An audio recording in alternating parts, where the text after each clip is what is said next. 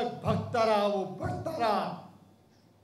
जिसने अपनी बीवी खो दी, जिसने अपने दोनों बच्चे खो दिए, जिसने अपनी बीवी को लक्कड़हारे की तरह चोरी छुपे गांव में रही, जिसके पिताजी को पुलिस उठा ले गई, वो मलखान सिंह आज आपके बीच में, जिसके जीवन पे हम कहानी बनाने, फिल्म बनाने जा रहे हैं। आप सारे मीडियाओं का, पत्रकार मीडियाओं का हमें सहयोग चाहिए। हम एक सच्ची चीज बता रहे हैं, किसी प्रकार का इसमें कोई फिल्म स्टाइल नहीं है, सच्ची है। धन्यवाद। बिल्कुल लेंगे, आप सही कह रहे हैं, लेकिन हम कहानी मलखान सिंह पे जा रहे हैं। आज मलखान जी 73 साल के हो चुके हैं, क्योंकि अगर हम यही इनको लेके बनाएंगे तो हम वो चीज़ नहीं बताएंगे। जब मलखान जी 35 के करीब थे, 1965 में जब मलखान जी ने बागी बने, जब बिहार में गए, आज मलखान जी वो चीज़ पे नहीं है, वो सब छोड़ के, लेकिन फिल्म में वो आप नज़र आएंगे, देखेंगे जिस कैरेक्टर को हम लेंगे, तो आपको ऐसा नहीं लगेगा, आपको ऐसा लगेगा कि वाकई मलखान सिंह जी। जब आपके ऊपर फिल्म बन रही है तो आपने प्रोड्यूसर और डायरेक्टर के साथ कुछ शर्तें रखी हुई?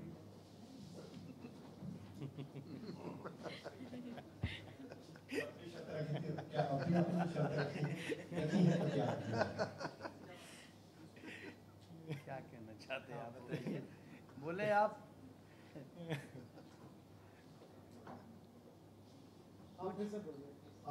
पूछे आप।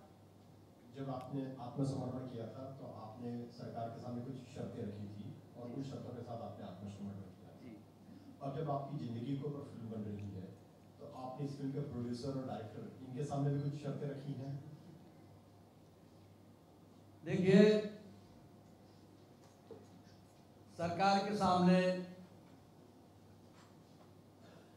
मैंने कोई अर्जुन सिंह के नाम पे समर्पण नहीं किया था, मध्य प्रदेश के मुख्यमंत्री के सामने समर्पण किया था। दूसरी बात यह है, शर्तें बहुत सी थी कि अर्जुन सिंह कुछ समय के लिए पंजाब के राज्यपाल बनाए दिए गए, और उसमें मोतीलाल वोरा जब वो मध्य प्रदेश के मुख्यमंत्री बने, हम उनसे मिले, उनसे कहा कि ये 6 साल का जो वायदा किया है सारे बागियों को छोड़ने का, और तीनों प्रांत के जो केस हैं एक ही जगह पे चलाए जाए, क्योंकि 72 में जो रूल था, मोहर सिंह मालो सिंह जो समर्पण कर चुके थे, और जयप्रकाश नारायण जी, शिब्बा राव जी, विनोबा जी, इनके माध्यम को मध्य प्रदेश के जो मुख्यमंत्री प्रकाश चंद्र सेठी उस वक्त, उनने समर्पण का पूरा भाग लिया। तो ये हमारा 82 में और 76 में जो समर्पण एनडी तिवारी के समक्ष यूपी में हुआ, और 82 में हमारा समर्पण हुआ। क्यों? छबराम सिंह जो उत्तर प्रदेश के वो मारे गए थे बीपी सिंह के समय पे, और बीपी सिंह ने इस्तीफा देना पड़ा, बेमई कांड फूलन के द्वारा हुआ। उसमें बीपी सिंह ने कहा कि मैं बागियों का हल न कर सके, लिहाजा मैं अपना इस्तीफा देना चाहते हैं। हेलीकॉप्टर भी चलाए, वो कहानी अलग रही, फूलन वाली कहानी अलग रही, इससे हमें कोई लेन देन नहीं था। तो मोतीलाल वोरा जी से हम मिले, उनने कहा नहीं, अर्जुन सिंह जी जाने, हमारी कोई जिम्मेदारी नहीं। तो मैंने कहा कि मैंने अर्जुन सिंह के नाम से समर्पण नहीं किया, मुख्यमंत्री के नाम पर समर्पण किया। आप उसमें अर्जुन सिंह का पहला आपको भी करना पड़ेगी, और जो तीनों प्रांत के केस जो एक ही जगह पे चलाए जाए।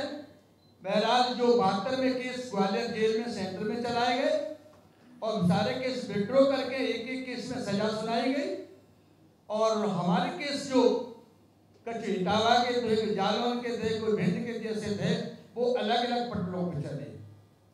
ये शर्त हमारी मतलब नहीं मानी गई, और शर्त के साथ हमने समर्पण किया। समर्पण के बाद, मंच से उतरने के बाद बिना शर्त समर्पण कर दिया।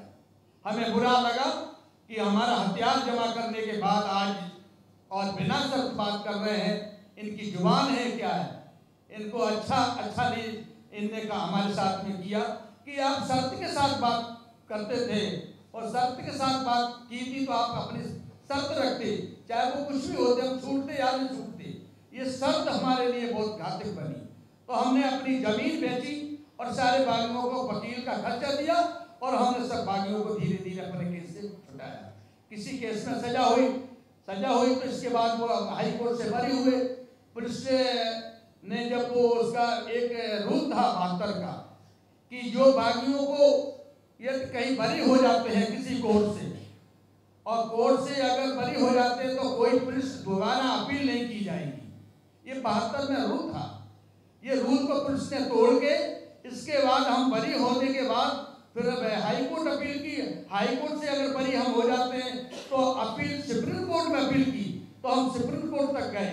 तो ये शासन की थोड़ी बदमाशी और गद्दारी रही। वो जमीन तो हमने हथियार जब डाला था जब वो जमीन हमने मतलब राम जानकी के नाम से जमीन लगवा ली और कलेक्टर उसके अध्यक्ष हैं, हम उसके सदस्य हैं ट्रस्ट के, जो पुजारी को रखते हैं ना और सारा पूजा ढंग से हो रही है। तो इसलिए अगर हम अपने शर्त नहीं रखते तो हो सकता था जेल में चले जाते, वो भी हमारी शर्त मंजूर नहीं की जाती, क्योंकि हमने कहा कि ये बदमाशी का राज्य के एक बार जब समर्पण करने की बात की, शर्त के बात की, इसके बाद बिना शर्त सारा इनाम जो था और इसको जो कल्याण मुखर्जी जो हमारे उसमें थे समर्पण के दौरान उनको दे दिया गया। जिस शर्त ये थी कि जो हमारा इनाम हमारे बागियों के नाम है वो सारा मंदिर से लगा दिया जाए, हमें न दिया जाए, वो भी नहीं दिया गया हमारे हाथ में। दूसरी बात, जो बागियों को छूटने का बड़ी तबाही पड़ी थी, हमने अर्जुन सिंह से मिले और आहूजा साहब आईजी से मिले और ने घाट काट दिया। तो हम अपनी ईपी के अंदर हमने अपनी बारी से सारे केस कोर्ट में चले। ईपी की सरकार ने कहा, वहाँ के न्यायपालिका ने कहा कि ये क्या है, मध्य प्रदेश का समर्पण कराते हैं और वो एमपी से ईपी भेज देते हैं, ये गलत बात है। इसलिए एक वाजपेयी जज साहब ने लिखा मध्य प्रदेश में कि इनको जिंदगी एक मौत है, या तो इनको छोड़ा जाए, इनको सजा दी जाए, इनको बचाने के लिए, इनको समर्पण करने के लिए, इनके परिवार में बच्चों को पालने के लिए बिखरे हुए इनको अगर बचाने के लिए समर्पण किया है कि जेल में बंद करने के लिए समर्पण किया है, ऐसा नहीं होना चाहिए। उन्होंने भी लिखा, गवर्नर को लिखा। तो ये सारी चीजें होती रही। फिर भी हम मतलब देवी भक्त थे, महिलाओं को आदर करते थे, हम बादस्तु बिल्कुल छूटे निर्दोष थे।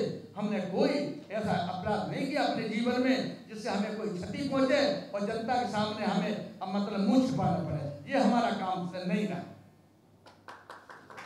उनका प्रश्न और ये था आपका कहना और ठीक है, हमारा इनका कोई शर्त नहीं रखी मैंने इनके समक्ष।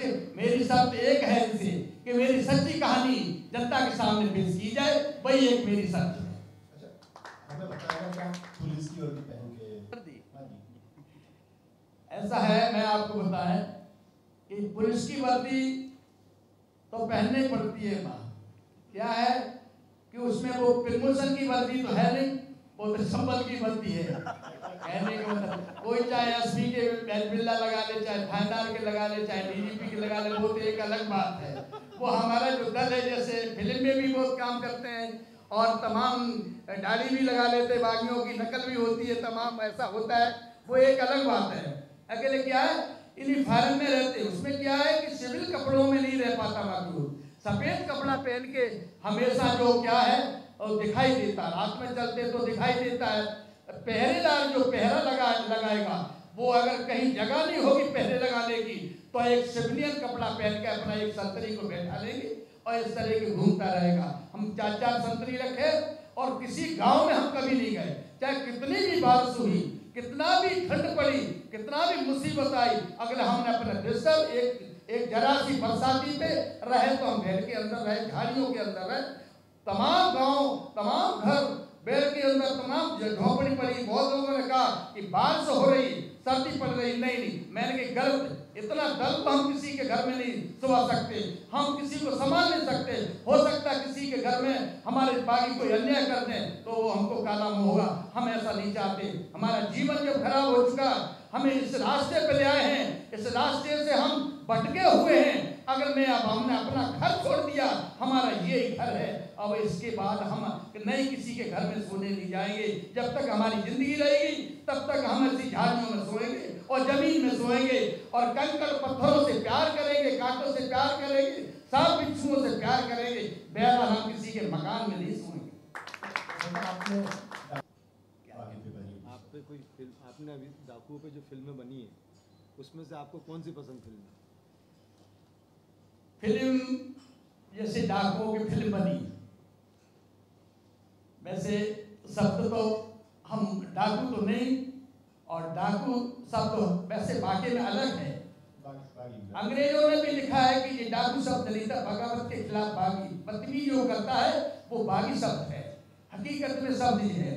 फिल्म जो अभी तक बनी है जैसे शोले है, और ये गब्बर को दिखाते, हमारे भिंड के वो गब्बर थे, मैं नजदीक के थे, उनकी फिल्म बनाई, ये इतनी शूटिंगें हुई, पहले फिल्म बनी, इनके जो बागी माँ के थे वहीं उसी जिले में और उसी एरिया में उसी गांव में बनी, वो तो फिल्म में बहुत बड़ा तत्व था, दम रही।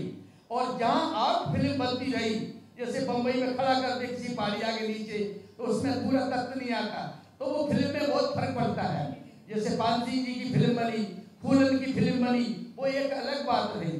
इसे हकीकत जो फिल्म होती है, हम उसको फिल्म जो देखना चाहते हैं हकीकत क्या है और हकीकत कहाँ से मिलना चाहती है और कैसे दिखाएंगे, ये हम उस जनता के सामने चाहते हैं कि ये हमारी फिल्म बनाए तो हकीकत बताएं, हमारा पक्ष न करें, सच्ची हमारी कहानी सुनाएं और सच्चे उसको जनता के सामने पेश करें। और एक भी जनता अगर मेरे खिलाफ कभी हो सकती, क्योंकि हमने कभी ये किसी के साथ में अन्याय नहीं किया, न किसी बहन बेटी को हमने कभी नहीं छेड़ा, हमारा जीवन ये सिरा, आज भी हम अन्याय के खिलाफ हैं। अन्याय होता है तो हमारा थोड़ा खून खोलता है, हम नहीं चाहते कि अन्याय बर्दाश्त करें। कितना रखा था मैं बताते हैं आपको